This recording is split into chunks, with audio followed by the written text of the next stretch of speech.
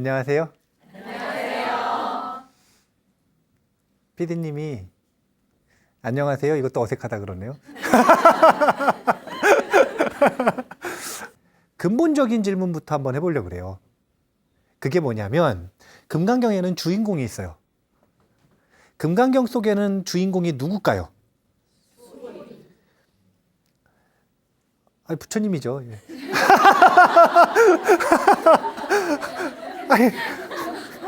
아니, 법주가 부처님인데.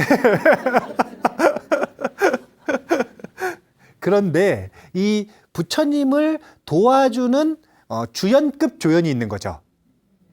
그 주연급 조연이 누구냐면 바로 수보리존자입니다. 수보리존자. 예, 제가 이제 왜 수보리일까 이랬다고 계시는 분들이 왜 수보리일까 그러면 안 돼요. 왜 수보리존자일까? 예, 여기 CG로 이렇게 붙여주세요. 존자. 예, 존자. 예. 왜 수보리존자일까? 이걸 한번 생각해 보는 이유는 되게 중요한 거예요. 왜냐면은, 자, 중국 금강경의 불교 사관에서 볼 때, 금강경은 부처님 성불하시고 20년 뒤에 설법하시는 경전이죠. 그런데 현대적인 불교 사관으로 볼 때는 500년에서 600년 정도 뒤에 부처님 돌아가시고 그러니까 기원 후 100년 전후에 대승경전으로서 성립이 되는데 그러면 부처님께서 설하신 게 아니니까 제자들이 결집을 한 거잖아요. 그럼 제자들이 결집하는 과정에서 영화 한 편을 만들려면 감독과 작가와 PD들, 감독과 PD는 같은 건가요? 아, 예. 이 여러 기획하는 사람들이 기획을 한단 말이에요. 스토리 라인을 짜고, 그 다음에 스토리 라인을 짜고, 그 다음에 스토리 라인을 짜고.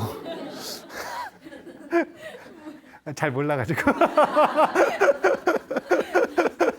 근데 그 속에서 이 스토리 라인을 딱 짤 때 감독은 이 스토리의 가장 중요한 주인공의 이 역할을 누가 할 것인가를 사실은 미리 딱 정해놓고 하시는 분들도 많다 그러더라고요. 왜냐하면 그 사람이 가지고 있는 이미지나 성격이 이 주인공 그리고 이 영화를 보여주기에 굉장히 적합한 인물이기 때문에. 그렇다면 저 대승경전도 기획을 하고 있다라고 한번 생각을 해보세요. 그러면 주인공은 어디서나 항상 부처님인데 이 부처님을 제외하면 가장 주인공은 지금 누군가가 서야 되는 거예요.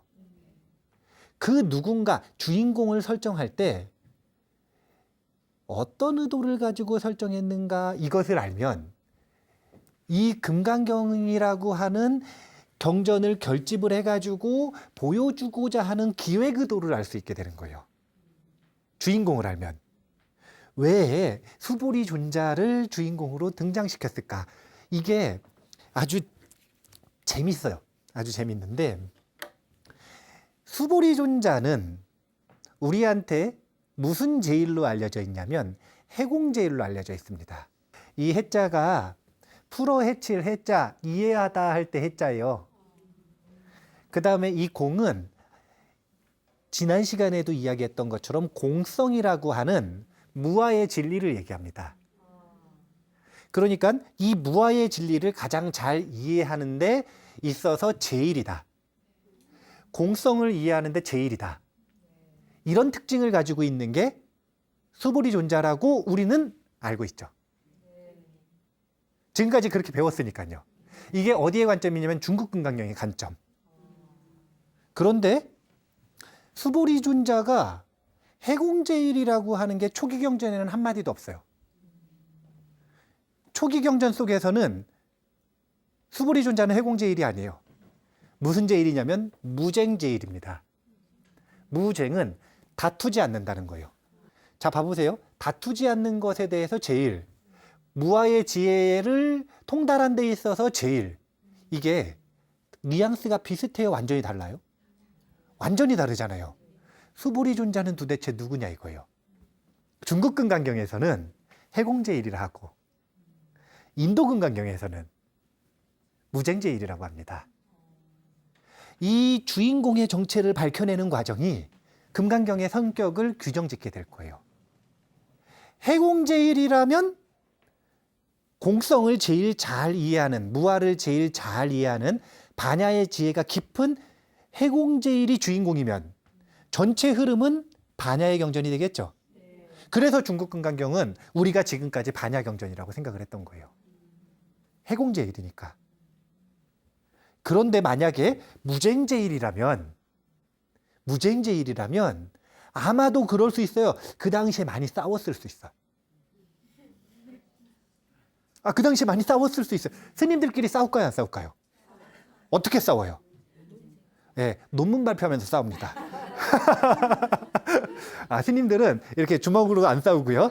예, 주먹으로 안 싸우고 논문 발표하면서 싸우는 건데, 그 논문 발표가 글로 썼든 아니면 논쟁을 하든 상관없이 논의, 법을 가지고 싸우는 건데, 그 다툼이 극도로 치열해졌을 때가 지금 기원 후 100년 전후예요.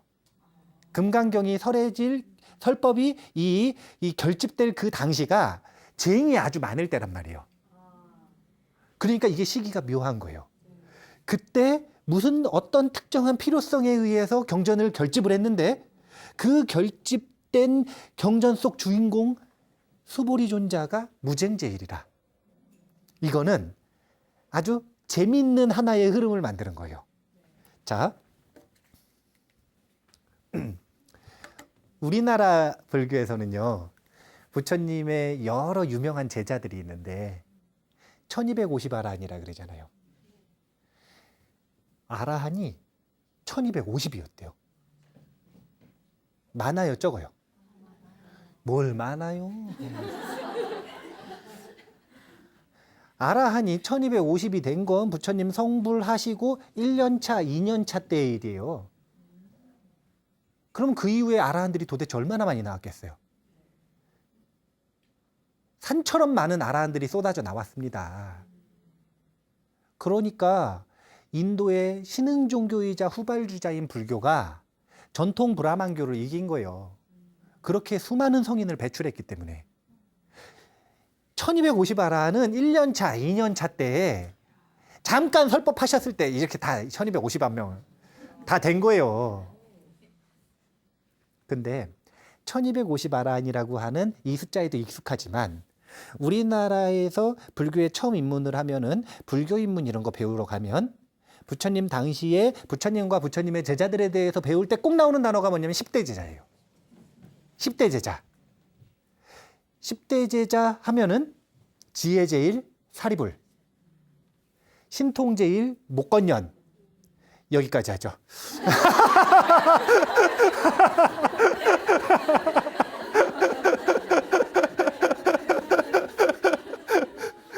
그런데 그 10대 제자에 수보리존자가 있어요. 해공제일 수보리 이렇게 되어 있어요. 그런데 인도 불교, 초기 불교 니까야 속에는 10대 제자를 언급을 하는 게 아니라 80대 제자를 언급을 합니다. 80분의 제일인 제자들을 언급을 해요. 그 구성비를 보면 비구가 47분, 47명의 이 각 분야의 제일인 비구를 꼽고, 그 다음 비구니 13분. 비구니가 적은 이유는 비구니 교단이 후발주자이기 때문에 그럴 수밖에 없었던 거예요. 그 다음에 우바세 10명, 우바이 10명. 우바세는 뭐냐면 남자 신도, 우바이는 여자 신도. 그러니까 우리나라에선 거사님, 보살님, 거사님 10명, 보살님 10명. 이해가 되셔요? 예. 그렇게 해가지고 총 80명인데, 어디에 소개되어 있냐면 앙구따라니까야 으뜸품이라고 하는 품에 소개가 되어 있어요. 이 총 80분의 제자들이 각각 어떤 분야에서 제일인지를 자세하게 설명을 하고 있는 거예요. 그럼 이 속에 수보리존자는 있을까요, 없을까요? 있겠죠? 수보리존자는 으뜸이 둘이에요. 두 가지 분야에서 으뜸이에요. 초기 경전 속에서는. 첫 번째는 평화롭게 머무는 자들 가운데서 수부띠가 으뜸이다. 자, 이 빨리 오르는 수부띠라고 읽습니다. 수볼이라고 안 읽고. 이걸 뭐라 그랬죠? 음역. 이걸 음역이라 그랬죠? 수부띠라고 하는 원어를 뜻으로 옮길 수가 없으니까 수보리. 그러니까 수보리를 그 뜻 가지고 번역하려고 그러면 안 돼요. 그러면은 이름이 이상해지는 거라. 예. 수부띠가 뭐에서 으뜸이냐면 평화롭게 머무는 자들 가운데서 으뜸이다. 이게 무쟁제일이에요. 금강경 원어 속에서는 구마라집본에서 아란야처에 머문다 라고 하는 표현들이 있거든요.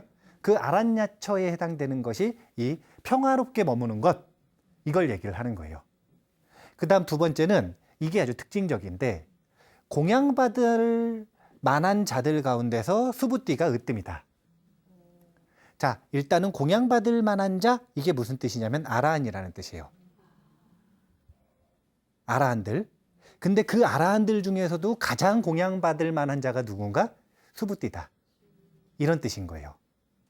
자, 아까 잠깐 그 전에 장면을 한번 기억을 해보세요. 안 돌릴게요. 해공제일과 무쟁제일이 있었죠.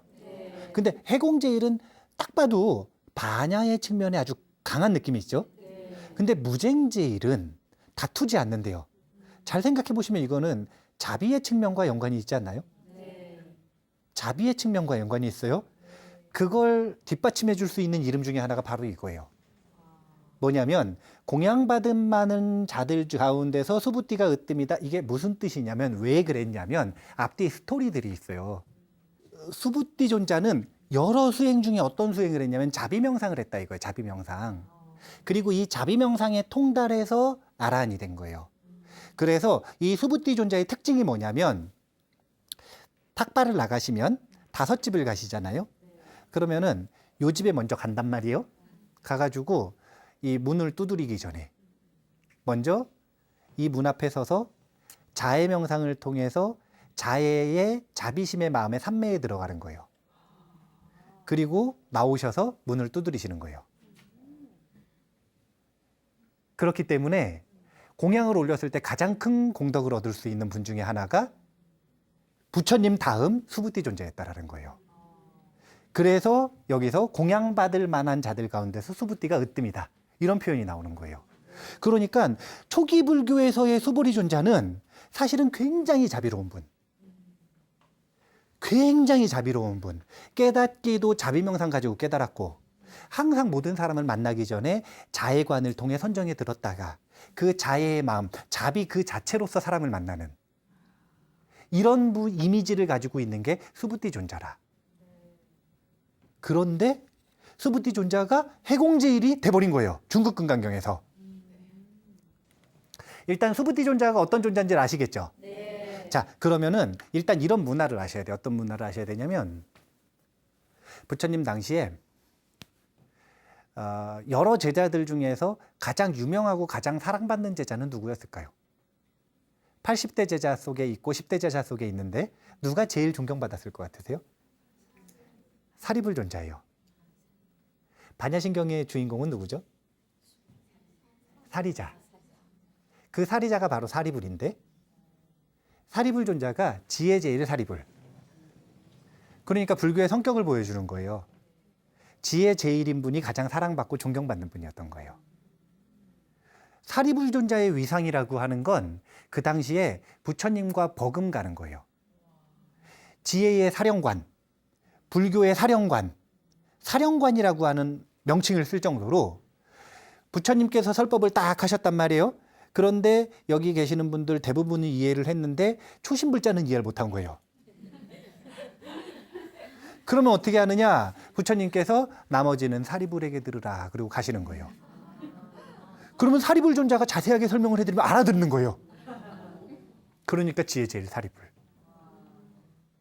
그러니까 이게 너무 재밌는 게, 아까 보면 무슨 제일, 무슨 제일, 무슨 제일, 무슨 제일 이런 게 있었잖아요. 그 제일이 요즘 말로 치면 뭐냐면 주특기라. 주특기 또는 전공. 전공.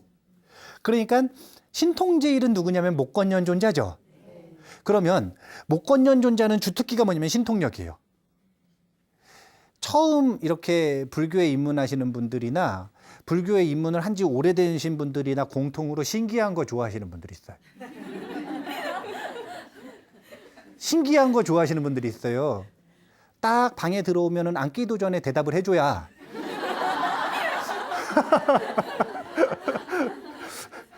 앉기도 전에 대답을 해주면 그러면 아, 그 스님 큰 스님이더라. 그렇게 해가지고 막 신기한 거에 빠지는 분들이 있거든요. 이거는 어쩔 수가 없어요. 그런 걸 처음부터 그냥 싫어하는 사람이 있고 그거 너무너무 좋은 사람이 있어요. 이건 공부가 돼도 마찬가지라.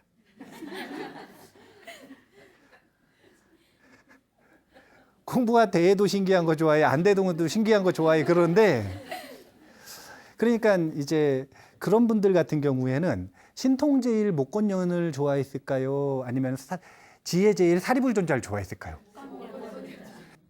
그러니까 부처님께서 처음 깨달음을 얻으시고 이 첫 법륜을 굴리시기 위해서 녹양원까지 걸어가시는데 300km가 넘었다 그래요. 그러면 부산까지 걸어간 거잖아요. 그러면 부산까지 무슨 뭐 도보 여행을 한다 그래서 목표를 세워놓고 1시간에 4km씩 걷겠다. 그런 목표를 가지고 하루에 12시간씩 걸으면 금방 가겠지만 부처님이 그런 분 아니잖아요. 그리고 인도에서 그럼 죽어요. 낮에 더워가지고 죽어요. 그러니까 조금씩밖에 못 걷거든요. 그러면 아마 한 달, 2달 걸렸을 거예요. 그래서 가서 설법을 하는 거예요. 그러면 부처님께서 거기 한번 그 마을까지 한번 설법하러 가려면 1~2달 걸리는 거예요. 그러면 사실은 인도 전체 전역을 놓고 보면 엄청나게 큰 나라인데 거기를 그렇게 전부 다 걸어서 가려고 그러면 인생은 짧고 갈 수 있는 시간, 제한 시간은 짧은데 갈 수 있는 곳이 별로 없겠죠. 그러니까 인도 사람들이 부처님 오신다 그러면 설법 들을 때 그렇게 집중해서 들었던 거예요. 왜냐면 이 생에 이번이 마지막일 가능성이 높으니까. 본인이 가고 싶어도 못 가. 700km 떨어진 제타와나에 계신다 그래서 연락을 받았단 말이에요. 그래서 가요. 가는 동안 딴 데 가셨어요. 지금처럼 삐삐도 있는 것도 아니고 스마트폰이 있는 것도 아니고 이메일을 날릴 수 있는 것도 아니고 연락할 방법이 없으니까 가다가 딴 데 가시니까 어쩌면 가고 있는 중간에 돌아가셨을 수도 있어요. 700km 걸어가려고 한번 해보세요. 그럼 두세 달 사이에 어떻게 될지 어떻게 알아요?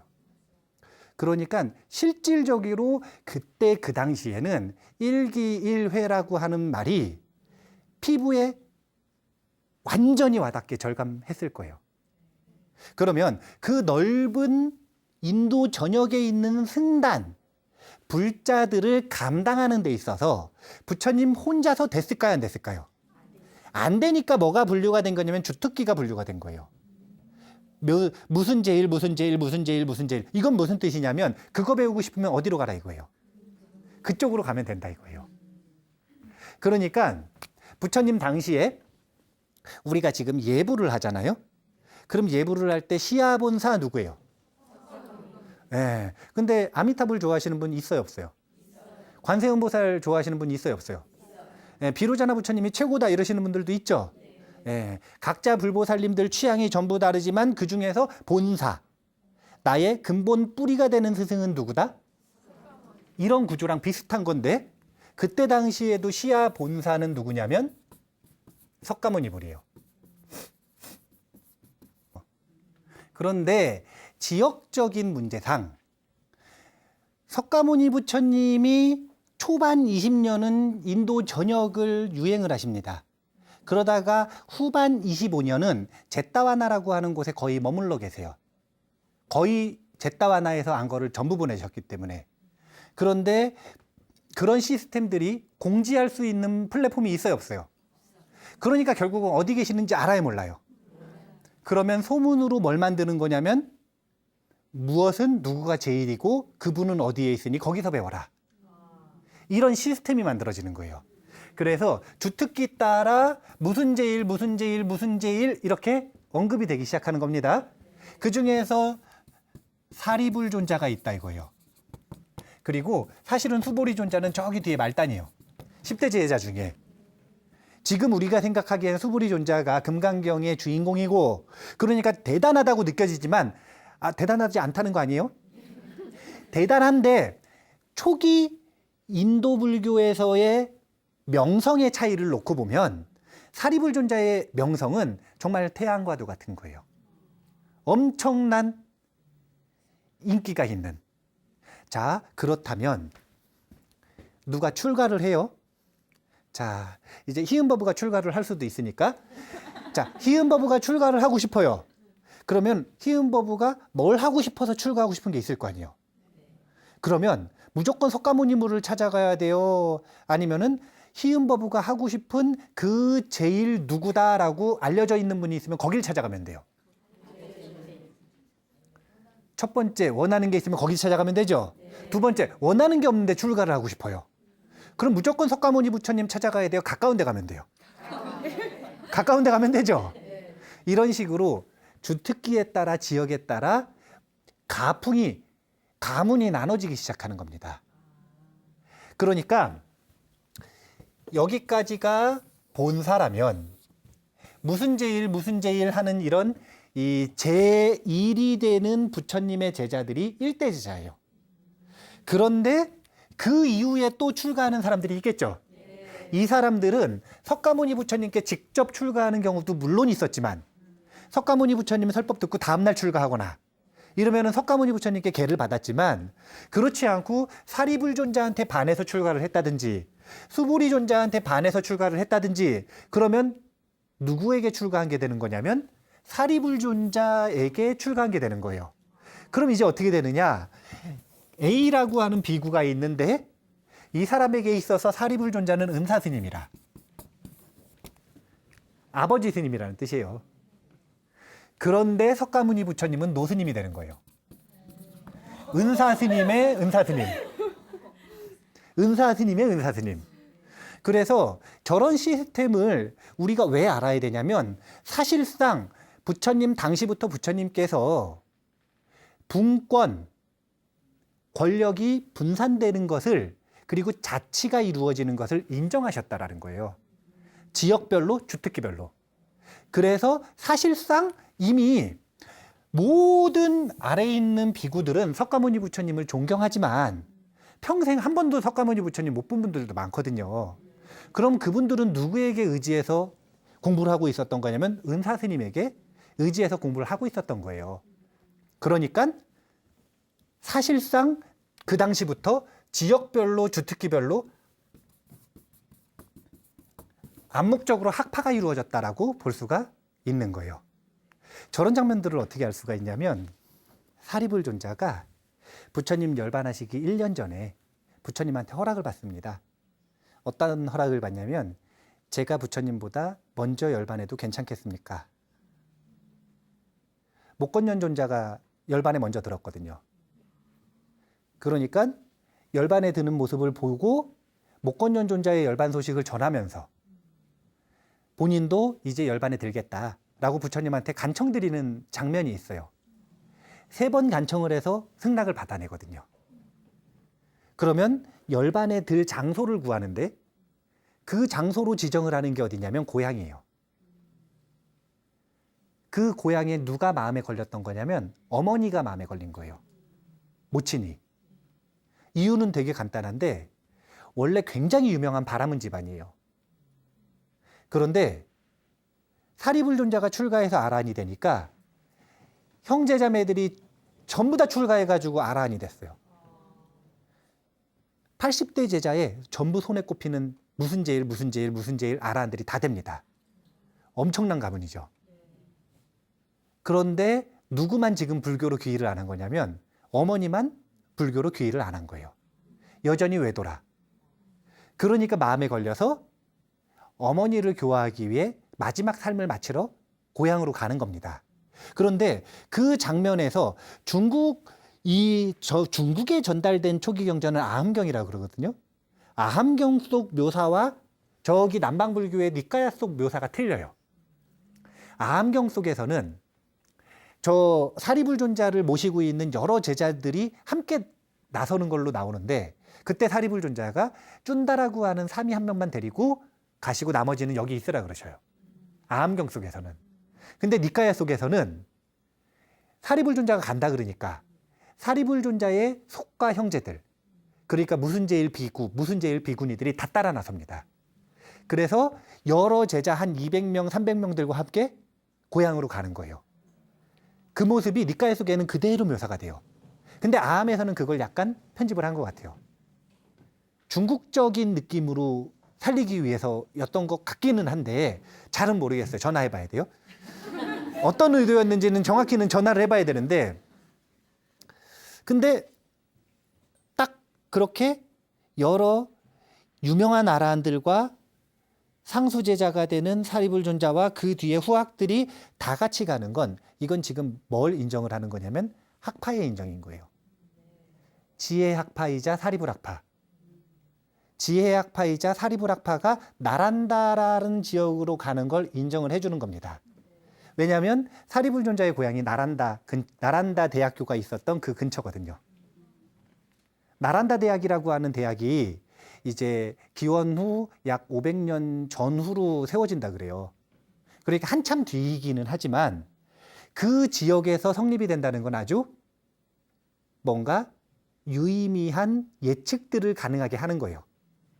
왜 나란다 대학이, 인도를 대표하는 세계적인 불교학교가 사리불존자의 고향에서 성립이 되었느냐.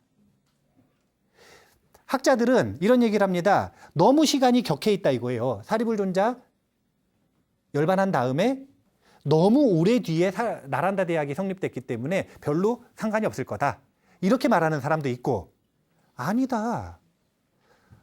아니 그렇게 여러 아라한들이 몰려가고 여러 제자들이 거기 몰려가가지고 사리불존자 돌아가셨으니 다시 돌아가자 그리고 제따와나로 돌아갔겠느냐. 그게 아니라 그 고향을 지키면서 거기서 불교를 발전시켰을 건데, 그럼 하나의 학파가 이루어졌을 거 아니에요. 그 학파가 명맥을 유지하다가 나란다 불교대학의 근본이 되지 않았느냐. 왜냐하면 지혜제일이었으니까. 지혜제일 학파였으니까. 자, 이런 건 가설이에요. 네. 그런데 제가 지금 수보리존자 이야기하다 갑자기 사리불 얘기를 했죠. 왜 얘기를 했냐면 한번 생각을 해보세요.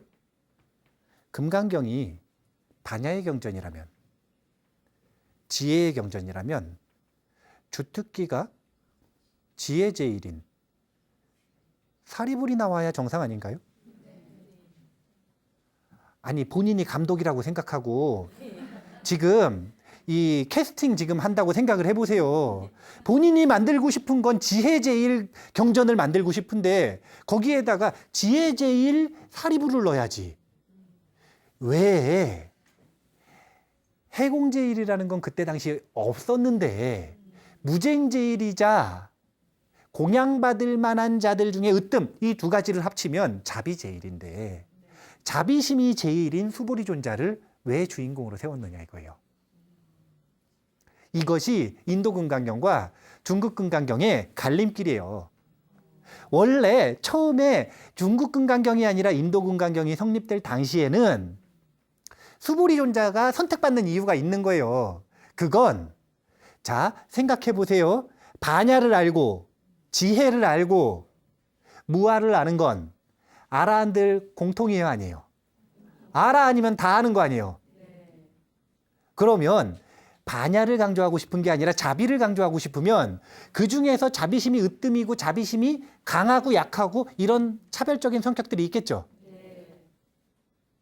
그러니까 반야는 아라한들 누구나 가지고 있어요. 근데 그거 말고 뭘 강조하고 싶은 거냐면 자비를 강조하고 싶은 거예요. 그러니까 반야하고 자비를 둘 다 강조하고 싶은 게 바로 보살승, 보리심인데 여기에 걸맞는 사람을 찾다가 보니까 수보리가 나온 걸 수도 있고 아니면 수보리 학파가 주도를 했을 수도 있어요. 수보리 학파가 주도를 했을 수도 있어요. 제가 아주 중요한 얘기를 지금부터 할 거예요. 그게 뭐냐면 목건연존자도 학파가 있었을까요? 없었을까요? 있었어요. 니까야 속에 보면 항상 뒤에 따라다니는 신통제의를 추구하는 제자들이 있습니다. 신통력들을 아주 뛰어난. 자, 맞춰보세요. 그러면은 딱 족지에 적어가지고 여기다 앞에다 딱 적어줘요. 그럼 받을 때 일어나는 생각을 쪽지에다 받아서 딱 적어주는 거예요. 생각하기 전에. 이런 거 타심통이죠. 신통제일. 왜 이렇게 신기한 걸 좋아하셔? 이분들 다 못 건전 존재한테 갔겠어요. 제가 보니까. 근데 못 건전 존재도 인기가 있었을까요? 없었을까요? 그 다음에 또 아주 도덕적이고 계율을 철저하게 지키는 것, 이게 지계제일인데, 지계제일은 우발이 존자예요.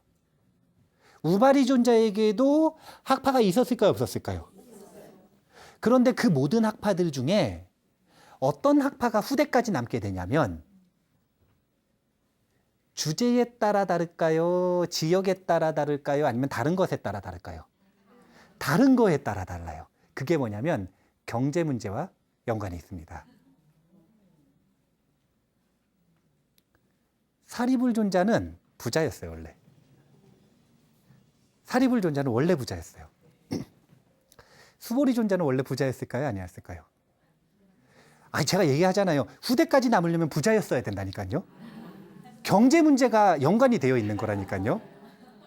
수보리존자 학파가 그렇게 살아남았다면 그 이유는 뭐 때문이었냐면 수보리존자 집안이 원래 장자 집안, 부자 집안이기 때문에 그래요. 자, 수보리존자는 왜 그러냐? 제가 사리불이라고 안 그랬죠? 자, 사리불존자까지였어요, 방금까지. 자, 수보리존자는 왜 그러느냐? 수보리존자는 그 유명한 아나따핀띠카 급고독장자의 동생입니다. 아나따핀띠카 급고독장자. 이게 얼마나 부자인지 모르시는 거예요, 지금. 그 사람이 얼마나 부자인지를 모르시는 거예요. 인도의 당시 16대국 속에 10대 장자로 손에 꼽히는 게 아나따핀띠카예요. 인도의 10대 부자 중에 하나예요.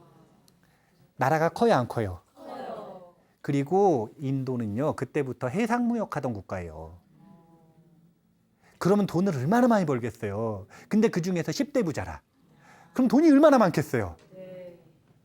그러니까 유명한 일화가 있잖아요. 제따와나 건립을 하려고 그러는데, 산 살려고 그러는데 기타 태자가 거절을 하니까, 거절하는 의미로 뭐라고 얘기했냐면 금괴 가져다가 땅에 깔면 그만큼 자기가 땅 팔겠다. 그래서 그 제따와나에 있는 그 산 있죠. 산의 절반을 금괴로 깔기 시작한 거예요. 스케일이 틀려요. 스케일이. 그 땅 사겠다고 금괴 있잖아요. 금괴. 금괴를 가져다가 마차로 계속 실어다가 땅에다가 깔기 시작한 거예요. 그래가지고 사서 나온 게 제따와나라고 하는 절인 거예요. 이렇게 신신기고 부자인 형이 있어요. 잘 생각을 해보세요. 급고독장자는 수다원과를 얻었어요. 성인이라 성인. 제가 불자인데 무아의 앓을 알고 있는 성인의 흐름에 들어간 성자예요. 그러면 내 가족과 다른 스님과 차별이 있을까요? 없을까요? 있죠. 수다원이니까. 사담이나 아남쯤 되면 이제 그 차별이 거의 줄어드는데, 그러니까 아나따핀띠카 존자가 아무리 수다원이었다 하더라도 팔은 안으로 굽게 돼 있어요. 더군다나 아나따핀띠카 존자가 살아있을 때는 그게 좀 덜했다 하더라도 그 아나따핀띠카의 아들, 딸들이 주권을 잡았을 때, 경영권을 잡았을 때, 이 아들, 딸들은 수다원일까요? 사담일까요? 아남일까요? 아란일까요? 범부일까요? 범부들일 가능성이 높겠죠. 범부면은 우리 삼촌한테 많이 공양 올리겠어요? 아니면 모르는 아란한테 공양 많이 올리겠어요? 그러니까 아마도 인도 불교 최대의 성지는 제따와나라. 인도 불교에서 두 가지 큰 사찰이 있는데 제따와나와 웰루와나. 중림정사와 제따와나가 뭐죠? 기원정사. 제따와나와 기원정사인데 그 중에서도 부처님의 교학이 활발하게 성립이 되는 건 제따와나거든요. 거기 바로 옆에 지금 아나따핀띠카의 본가가 있는 거예요. 그리고 그 본가에서 출가해서 아란이 된 게 수부띠존자라. 그러면 수부띠존자를 신봉해서 수부띠존자에게 공부를 배우는 사람들이 많았겠죠. 벌써 이름부터 봐요. 공양받을 만한 자들 가운데서 수부띠가 으뜸이다. 이게 무슨 뜻이냐면은 수부띠 존자에게 공양 올리면 공덕이 최고 많다. 그럼 인기가 많겠어요, 적겠어요? 거기다 자애로우세요. 인기가 많겠어요, 적겠어요? 근데 그 많은 사람들을 감당할 수 있는 경제력이 있어요, 없어요? 있죠. 그게 수부띠 존자권은 아니지만 비구들이 많아졌다 그래서 부담스러울 만한 집안이 아니라는 거예요. 아주 철저한 후원자가 있었던 거예요. 그러니까 사리불존자 학파만큼 오랫동안 강렬하게 학파를 유지할 수 있는 가능성이 있는 게 수부리존자 학파였어요. 제가 세우는 가설이에요. 이건 가설이에요. 논픽션 아니고 픽션. 논픽션 아니고 픽션.